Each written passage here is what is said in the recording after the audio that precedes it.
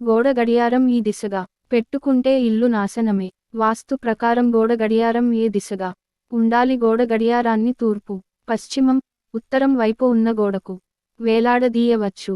కానీ పొరపాటున కూడా దక్షిణం వైపు గోడకు వేలాడదీయవద్దు అని వాస్తు శాస్త్రం చెబుతోంది. ఇంటి ప్రధాన ద్వారం మరి ఇతర ద్వారాలకు గోడ గడియారాన్ని అసలు పెట్టొద్దు.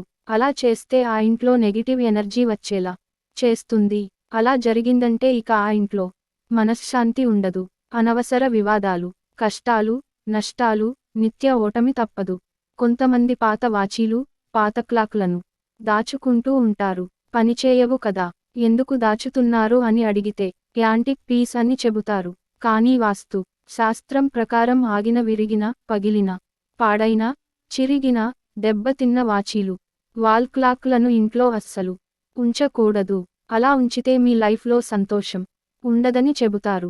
మీ ఇంట్లో గోడ గడియారాలు, చేతి వాచీలు ఎన్ని ఉంటే అన్ని పనిచేస్తూ ఉండాలి. పని చేయని వాటిని ఇంట్లో అసలు ఉంచకూడదు. అలా ఉంచితే మీ లైఫ్లో సంతోషం ఉండదని చెబుతారు. కాబట్టి ఏదైనా పని చేయనిదే ఉంటే దాన్ని వదిలించుకోవడమే మంచిది. గడియారం ఆగిపోవడం అంటే మీ జీవితం ఆగిపోవడం అని అర్థం. అది ఇంట్లో ఉంటే మీరు తలపెట్టిన ఏ పని పూర్తవదు. ఉత్తరం వైపు వేలాడ దీయడం వల్ల సంపద, శ్రేయస్సును ఆకరిస్తుంది. ఉత్తర దిశ కుబేరుడు, వినాయకుడి దిశగా పరిగణిస్తారు. ఎంతో శుభప్రదం.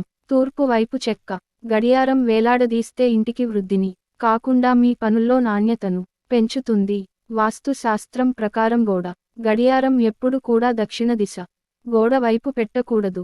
దక్షిణం ఎక్కువ స్థిరత్వానికి దిక్కు. ఈ దిశలో గోడ గడియారం పెట్టడం వల్ల మీ ఇంటి పురోగతిని నిర్ణయిస్తుంది. అదే సమయంలో ఈ దిశలో గడియారాన్ని విభేదాలు పెరిగిపోతాయి. ఇంట్లో ఎన్నో సమస్యలతో ప్రతికూల వాతావరణం ఉంటుంది. ఎందుకంటే దక్షిణం దిశకు యముడు అధిపతి. ఫ్రెండ్స్, ఈ వీడియో గనుక మీకు నచ్చినట్లయితే ప్లీజ్ లైక్ చేసి మీ ఫ్రెండ్స్కి షేర్ చేయండి.